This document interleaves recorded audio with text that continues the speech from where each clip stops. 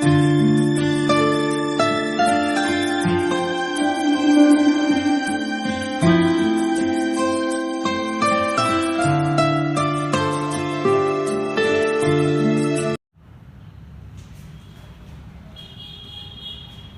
બાળકો, good afternoon.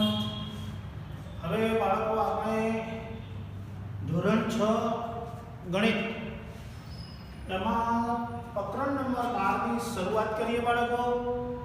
ગુણોત્તર અને પ્રમાણ, પ્રકરણ 12. તો ગુણોત્તર અને પ્રમાણ. તો સૌપ્રથમ ગુણોત્તર એટલે શું? ગુણોત્તર કોને કહે છે? તો જોઈએ બાળકો, ગુણોત્તર કોને કહે છે?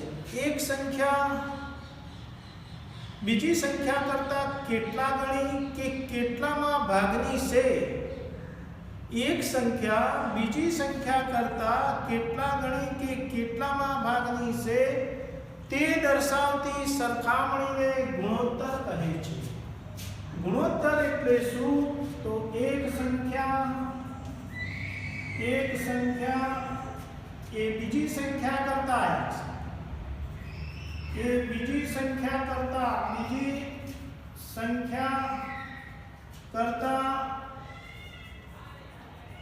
કેટલા ગણી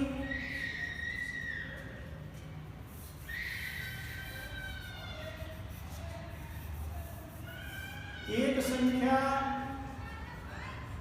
બીજી સંખ્યા કરતા કેટલા ગણી કે કેટલામાં ભાગની છે? કેટલા ગણી કે કેટલામાં ભાગની છે તે દર્શાવતી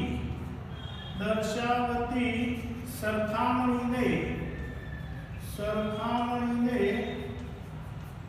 ગુણોત્તર કહે છે.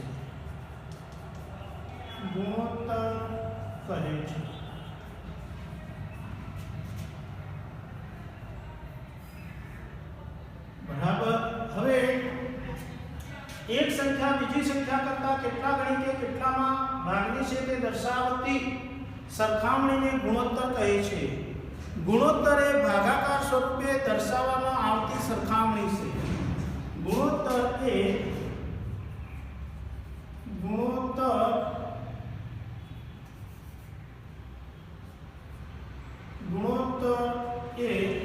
ભાગાકાર સ્વરૂપે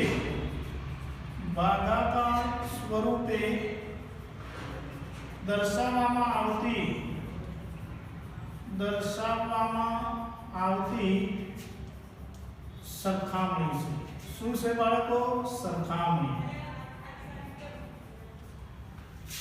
9 નંબર, ગુણોત્તર એ ભાગાકાર સ્વરૂપે દર્શાવવામાં આવતી સરખામણી છે.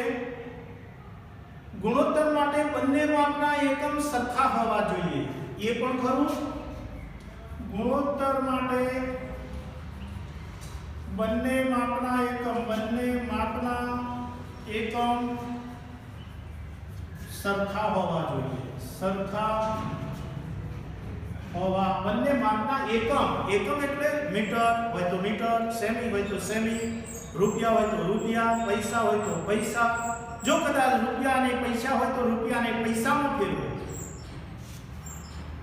મીટર અને સેમી એ રીતે આપેલું હોય તો મીટરને સેમીમાં ફેરવો અને પછી ગણતરી કરો.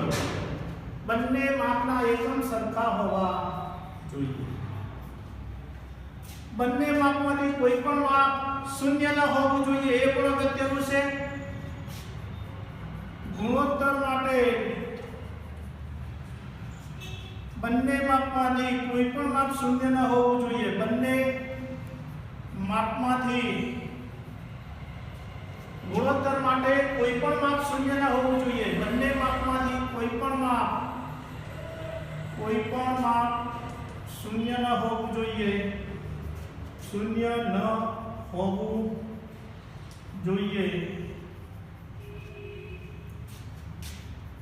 ગુણોત્તરને એકમ હોતો નથી. ગણતરી કર્યા પછી જે જવાબ લખીએ એને એકમ ન હોય, એકમ લખવાનું નહીં. ગુણોત્તર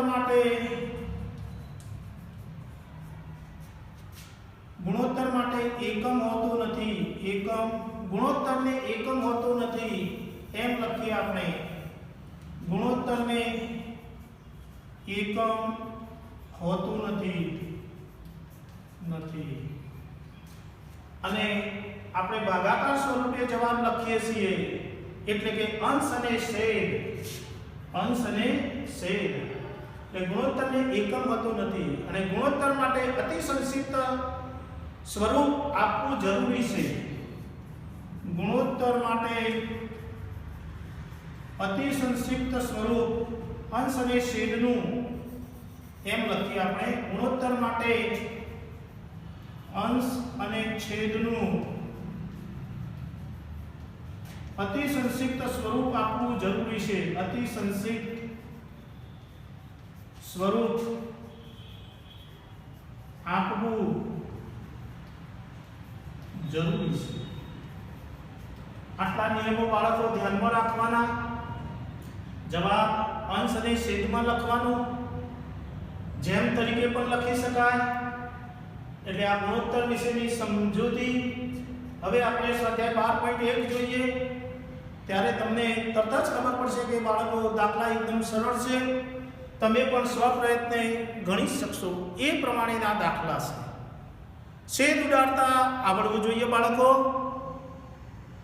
જો ઘડિયા પાકા આવડતા હશે, 1 એકાથી શરૂઆત કરીને 10 એકા 10 અને 11 એકાથી 11 થી 20 એકા 20 સુધીના જે બાળકોને ઘડિયા પાકા આવડશે એને આ દાખલા વધારે સરળ પડશે બાળકો.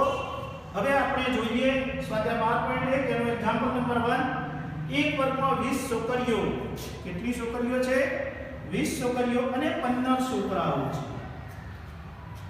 એ નંબર છોકરીઓની સંખ્યા અને છોકરાઓની સંખ્યાનો ગુણોત્તર કેટલો છે? પહેલો એનો જવાબ શોધીએ. અહીંયા નોંધ કરીએ કે 20 છોકરીઓ 20 છે બાળકો. છોકરીઓ 20. બીજું છોકરાઓ 15 છે. છોકરાઓ 15 અને કુલ વિદ્યાર્થીઓ કેટલા એ પણ શોધી કાઢીએ. કુલ વિદ્યાર્થીઓ બરાબર 20. છોકરા ને છોકરીઓ એ વિદ્યાર્થીઓ ગણાય બાળકો. 20 + 15 બરાબર 5 ના 5 2 ને 3 35. કુલ વિદ્યાર્થીઓ 35 છે. અને એનો જવાબ શોધીએ બાળકો. છોકરીઓની સંખ્યા અને છોકરાઓની સંખ્યાનો ગુણોત્તર. અહીંયા ગણતરી કરતી વખતે ધ્યાન રાખવાનું છે, પહેલું નામ છોકરીઓનું છે. છોકરીઓની સંખ્યા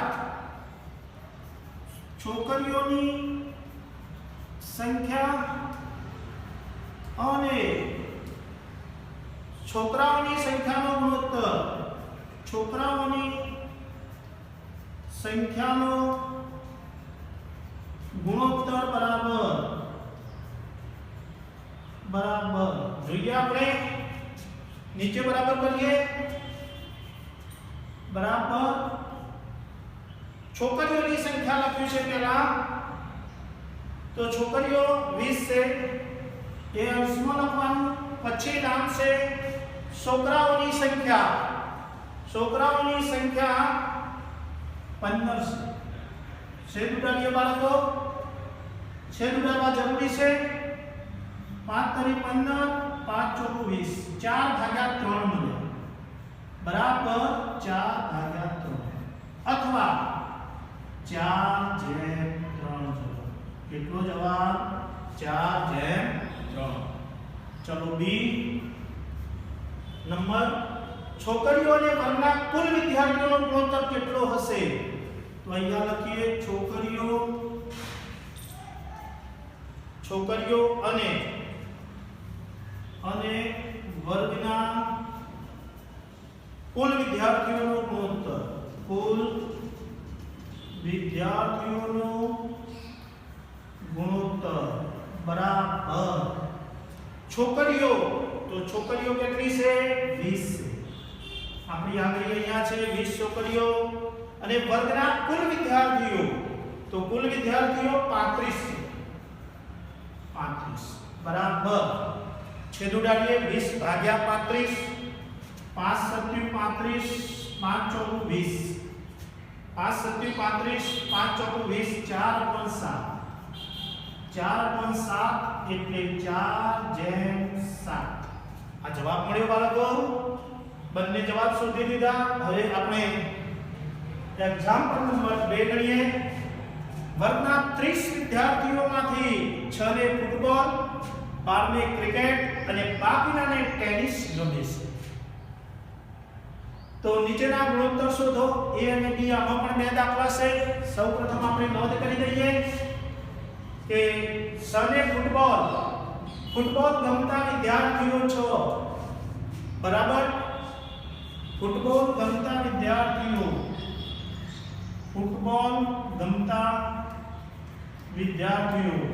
કેટલા છે 6 ને ફૂટબોલ એટલે 6 બીજું છે 12 ને ક્રિકેટ ગમતા વિદ્યાર્થીઓ કેટલા છે 12 ને ક્રિકેટ એટલે 12 અને બાકીનાને ટેનિસ ગમે છે ટેનિસ ગમતા વિદ્યાર્થીઓ આપણે શોધવા પડશે પહેલા સૌપ્રથમ તો અહીંયા લખીએ ટેનિસ ગમતા વિદ્યાર્થીઓ બરાબર આપેલા નથી પણ આપણે શોધીએ વર્ગના 30 વિદ્યાર્થીઓમાંથી કુલ વિદ્યાર્થીઓ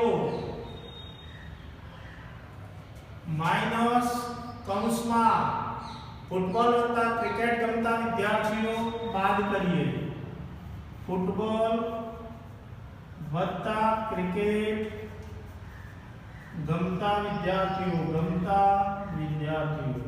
આ વિદ્યાર્થીઓ આપણે બાદ કરવા પડશે ત્યારે આપણને જવાબ મળશે બાળકો કુલ વિદ્યાર્થીઓ 30 છે માઈનસ ફૂટબોલ કેટલાને ગમે છે 6 વત્તા ક્રિકેટ કેટલાને ગમે છે 12 બરાબર 30 માઈનસ 12 6 18 30 માંથી 18 બાદ કરીએ 30 માંથી 18 બાદ કરીએ એટલે 18 ને 2 20 વત્તા 30 એટલે 12 વિદ્યાર્થી બરાબર 12 વિદ્યાર્થીઓને ટેનિસ ગમતા વિદ્યાર્થીઓ છે કેટલા છે 12 વિદ્યાર્થીઓ ટેનિસ ગમતા વિદ્યાર્થીઓ છે હવે પહેલાનો a ની ગણતરી કરીએ આપણે a ની ગણતરી પહેલા સંખ્યા લઈ લીધી હવે ફૂટબોલ ગમે છે તેવા વિદ્યાર્થીઓની સંખ્યા અને ટેનિસ ગમે છે તેવા વિદ્યાર્થીઓની સંખ્યા નીચેનાના ગુણોત્તર આપણે શોધવાના છે a માટે બરાબર ફૂટબોલ અને ટેનિસ ગમતા વિદ્યાર્થીઓનો ગુણોત્તર ફૂટબોલ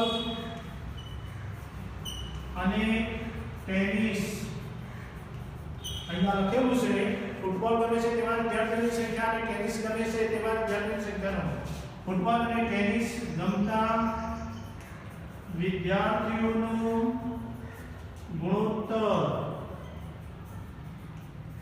બરાબર ઉપર આપણે લખવાનું ફૂટબોલ ગમતા વિદ્યાર્થીઓનો અંશમાં પહેલા નામ છે ફૂટબોલ તો ફૂટબોલ ગમતા વિદ્યાર્થીઓ 6 બીજું નામ છે ટેનિસ ગમતા તો ટેનિસ ગમતા વિદ્યાર્થીઓ 12 હવે છેદ ઉડાડીએ 6 એકા 6 6 દુ 12 1 તૃતીયાંશ 1 તૃતીયાંશનો મતલબ 1/2 ચલો બી નંબર ક્રિકેટ ગમે છે તેવા વિદ્યાર્થીઓની સંખ્યા અને કુલ વિદ્યાર્થીઓની સંખ્યાનો ગુણોત્તર બરાબર ક્રિકેટ ગમે છે ક્રિકેટ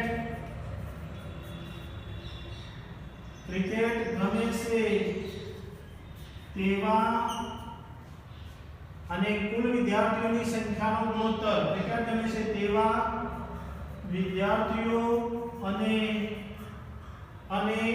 કુલ વિદ્યાર્થીઓની સંખ્યાનો ગુણોત્તર અને કુલ વિદ્યાર્થીઓની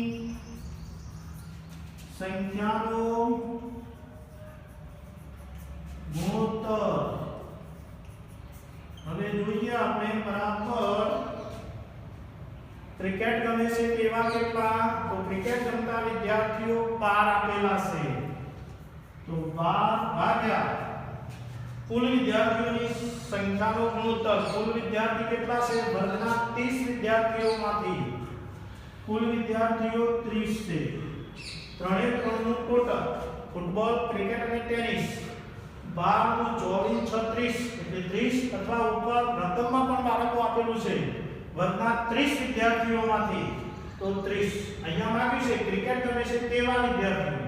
તો ક્રિકેટને ગમે છે કેટલા? ક્રિકેટ ગમતા 12 તો 12 અને કુલ વિદ્યાર્થીઓની સંખ્યાનો ગણો. કુલ વિદ્યાર્થીઓ 30 છે તો 30 છેદ ઉડાડીએ 6 પંચા 30 6 દુ 12 2 પંચમાંશ.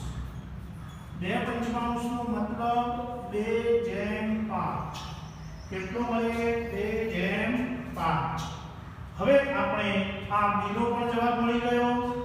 હવે બાળકો આપણે એક્ઝામ્પલ નંબર 3 એ આપણે લઈએ. એક્ઝામ્પલ 3 નીચેની આકૃતિ પરથી ગુણોત્તર શોધો. બરાબર, આપણને આકૃતિ બાળકો આપેલી છે અને એ આકૃતિ પરથી ગુણોત્તર શોધવાનો છે. આકૃતિ સમજવાની છે અને પછી ગણતરી કરવાની છે આપણે બાળકો. તો જોઈએ હવે. તો નીચેની આકૃતિ પરથી ગુણોત્તર શોધો.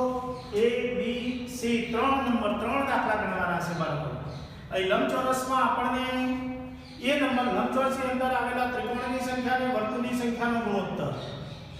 બરાબર, લંબચોરસની અંદર આવેલા ચોરસની સંખ્યા અને કુલ આકારોની સંખ્યાનો ગુણોત્તર. અને C નંબર લંબચોરસની અંદર આવેલા વર્તુળની સંખ્યા અને કુલ આકારોની સંખ્યાનો ગુણોત્તર. બરાબર, આ રીતે આપણે ગુણોત્તર શોધવાના છે. જોઈએ વારાફરતી ગણીએ તો સૌપ્રથમ આપણે સંખ્યા કેટલી છે આપેલું નથી, આ લંબચોરસમાંથી શોધી કાઢીએ. તો પહેલા સૌપ્રથમ ત્રિકોણની સંખ્યા કેટલી છે જોઈએ.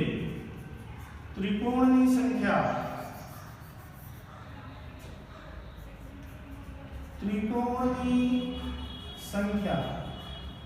તો કેટલી છે બાળકો? લંબચોરસની અંદર ત્રિકોણ 1 2 અને 3 છે. તો 3. પછી ચોરસની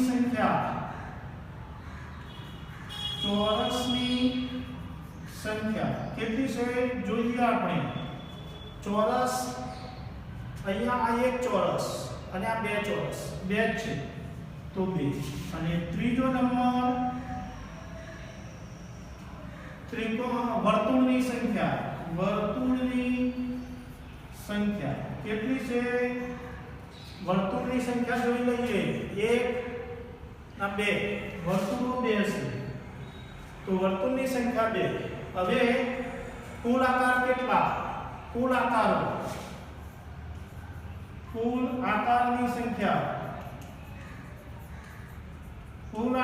સંખ્યા આપણે ગણીએ 3 2 5 2 7.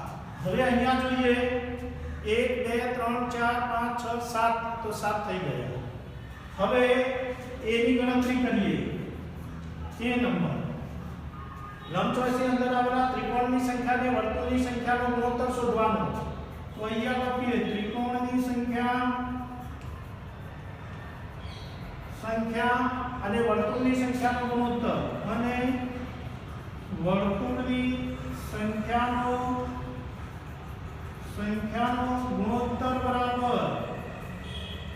ગુણોત્તર બરાબર પહેલું નામ ત્રિકોણનું છે તો ત્રિકોણની સંખ્યા કેટલી છે? 3 ભાગ્યા વર્તુળની સંખ્યા. તો વર્તુળની સંખ્યા 2 તો 3/3 એટલે 3/2 જવાબ. ઓકે. બી નંબર લંબચોરસની અંદર આવેલા ચોરસની સંખ્યા. તો અહીંયા લખીએ ચોરસની સંખ્યા અને કુલ આકારોની સંખ્યાનો ગુણોત્તર અને કુલ આકારોની સંખ્યાનો ગુણોત્તર તો આપણે જોઈએ હવે બરાબર સૌપ્રથમ ચોરસની સંખ્યા છે તો ચોરસની સંખ્યા અહીંયા 2 છે અને બીજું કુલ આકારોની સંખ્યા તો કુલ આકારની સંખ્યા 7 છે એટલે 2/7 તો એનો જવાબ 2/7 ઓકે હવે આપણે સી નંબર લંબચોરસની અંદર આવેલા વર્તુળની સંખ્યા અહીંયા લખીએ વર્તુળની સંખ્યા અને કુલ આકારોની સંખ્યાનો અને કુલ આકારોની સંખ્યાનો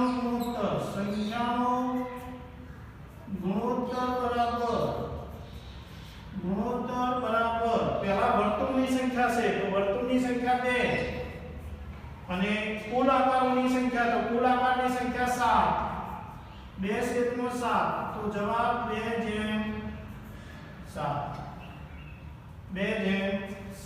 તો બાળકો આ ગુણોત્તરના દાખલા આપણે આ રીતે ગણતરી કરી શકીએ સૌપ્રથમ એટલું ધ્યાન રાખવાનું છે કે અહીંયા નામ લખવામાં આવ્યું છે કઈ રીતે ત્રિકોણની સંખ્યા તો અંશમાં ત્રિકોણની સંખ્યા પછી નામ લખ્યું છે વર્તુળની સંખ્યા તો છેદમાં વર્તુળની સંખ્યા ચોરસની સંખ્યા લખ્યો તો અંશમાં ચોરસની સંખ્યા પછી નામ જે કુલ આકારો તો નીચે કુલ આકારોની સંખ્યા એ પ્રમાણે પહેલું નામ અહીંયા આપણે છોકરીઓની સંખ્યા અને છોકરાઓની સંખ્યા પહેલા દાખલામાં જોયું તો પહેલી છોકરીઓની સંખ્યા અંશમાં લેવાની છોકરાઓની સંખ્યા છેદમાં લેવાની એટલે પહેલું નામ હોય એ અંશમાં અને પછીનું નામ હોય એ સંખ્યા છેદમાં લેવાની ત્યાર પછી અતિ સંક્ષિપ્ત સ્વરૂપ આપવું જરૂરી છે અને ગુણોત્તરને એકમ હોતો નથી તો બાળકો આપણે આ એક્ઝામ્પલ નંબર 3 સુધી ગણ્યા તો એક્ઝામ્પલ નંબર 4 અને 5 બંને દાખલા ગૃહ કાર્યમાં કરવાના રહેશે